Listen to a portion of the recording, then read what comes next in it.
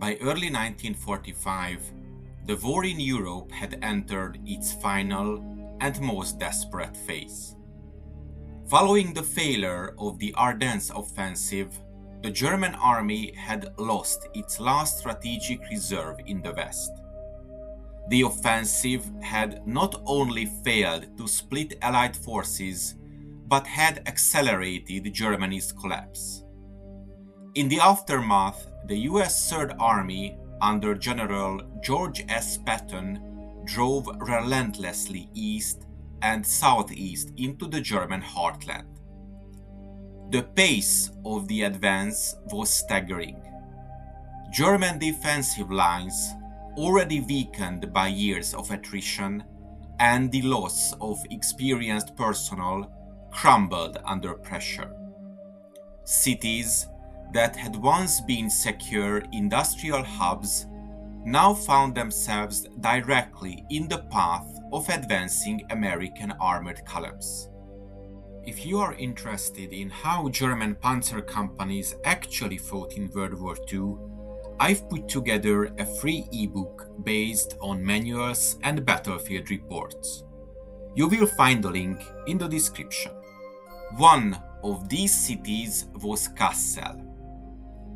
Before the war, its population had reached approximately 200,000.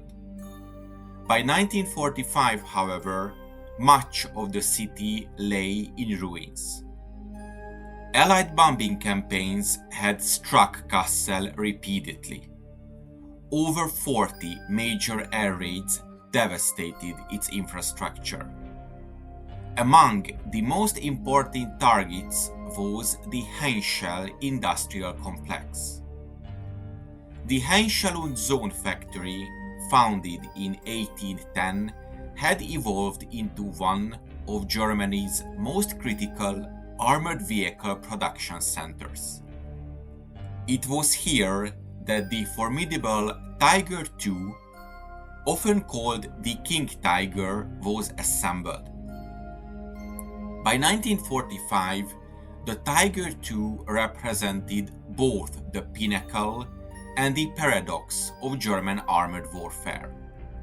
It was heavily armored, devastatingly armed, and technologically advanced, but also mechanically complex and increasingly impractical in a war Germany was losing. If you enjoyed this video, don't just watch history, engage with it. Check out my World War II word search books on Amazon. Each volume focuses on a specific battle, tank, unit, or commander. This one covers the Panzer Kampfwagen 8 Maus. Train your knowledge and stay sharp. You will find all my books in the description below. Despite the devastation surrounding them, the workers at Henschel continued their labor. They were not necessarily driven by ideology.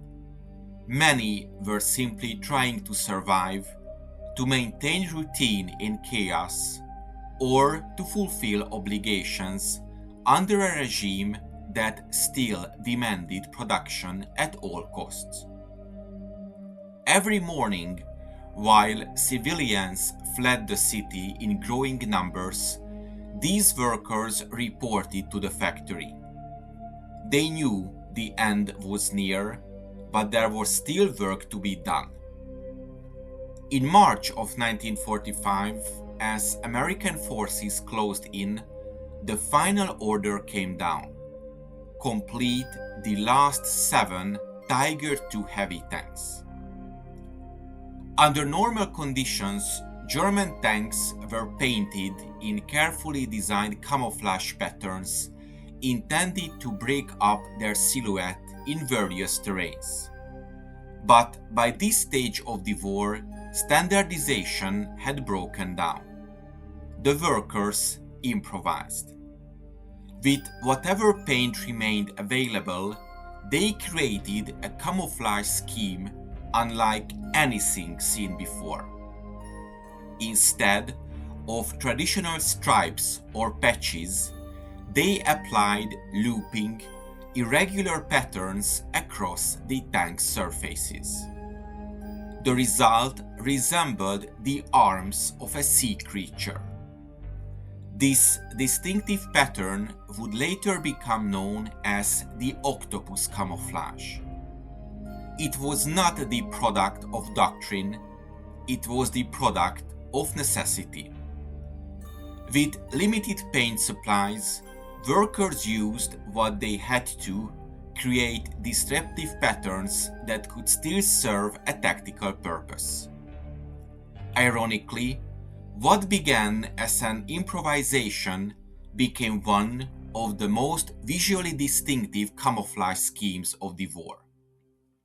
Each of the 7 Tiger II tanks bore slight variations of this pattern depending on the available materials and the individual worker applying it. There was no uniformity, only urgency. These tanks were completed just in time. There would be no further production at Kassel. Their destination was the town of Fritzlar, south of Kassel. Their mission: delay advancing US forces. But the Americans were moving faster than expected.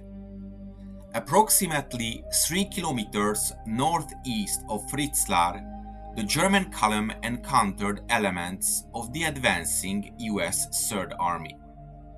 What followed was a brief but intense engagement. Despite the collapsing strategic situation, the Tiger II remained a formidable opponent on the battlefield.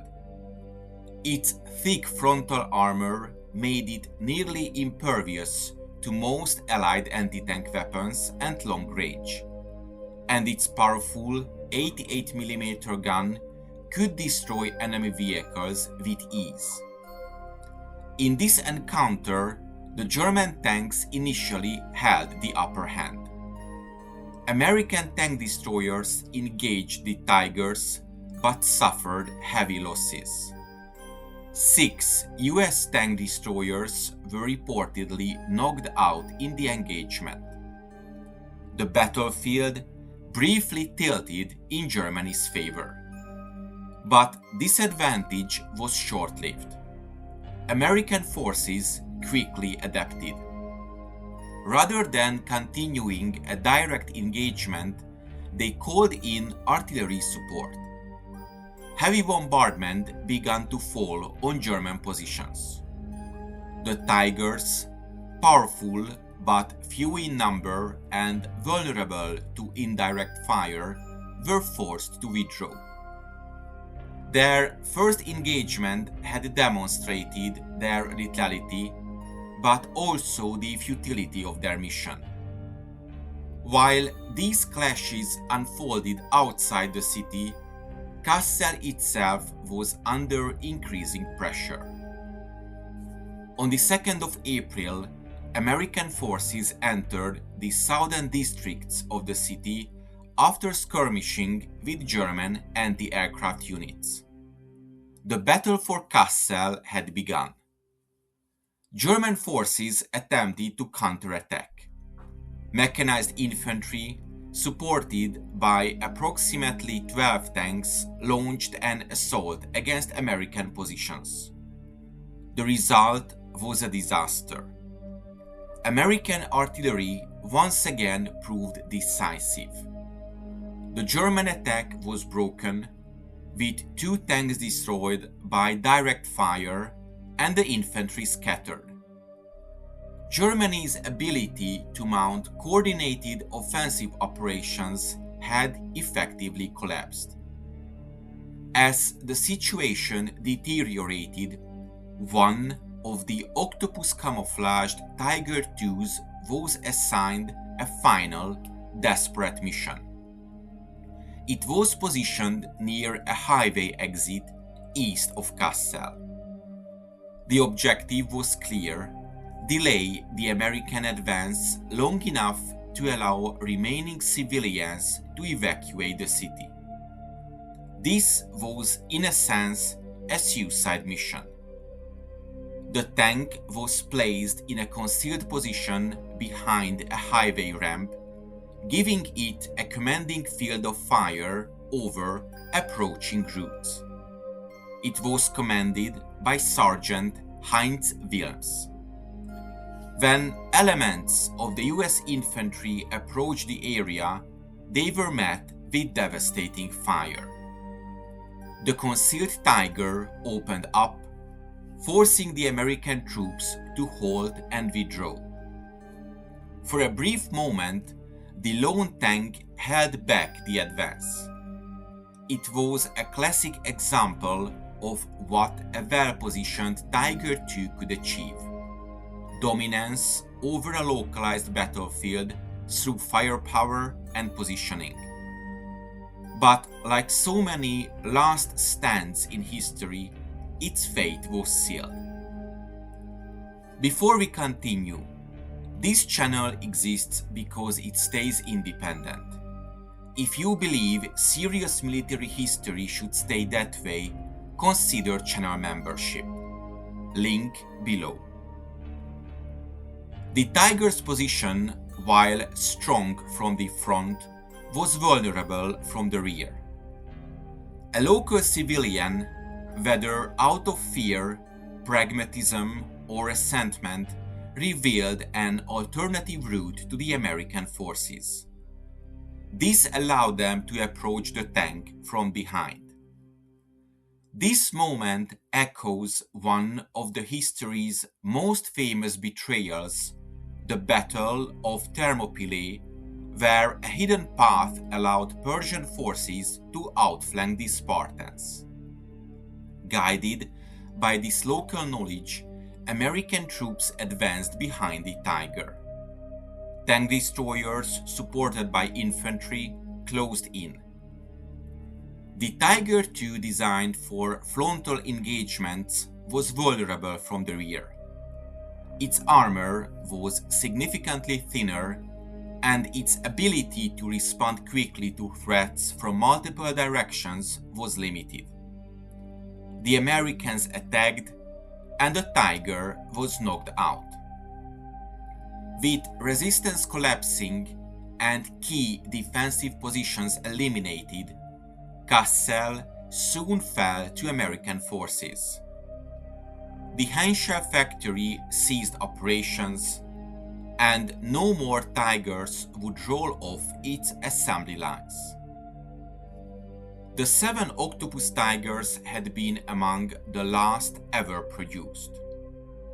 The story of this camouflage is more than just a footnote in armored warfare. It represents several deeper themes: industrial persistence in collapse, improvisation under pressure, tactical power, and the human element. From the factory workers to tank crews to civilians making life or death decisions. Today, the Octopus Camouflage has become one of the most recognizable late-war German tank patterns. Model builders, historians, and enthusiasts continue to study and recreate it. Its unusual appearance, combined with its dramatic historical context, gives it a lasting appeal. But it is important to understand it in context. These tanks were not a symbol of resurgence. They were symbols of an ending. I hope you enjoyed this episode. If you want to support my channel, check out the PayPal donation link in the description or consider becoming a member. To make sure you don't miss my future work, subscribe to my channel and press the bell notification button. Thank you for watching and see you in the next video.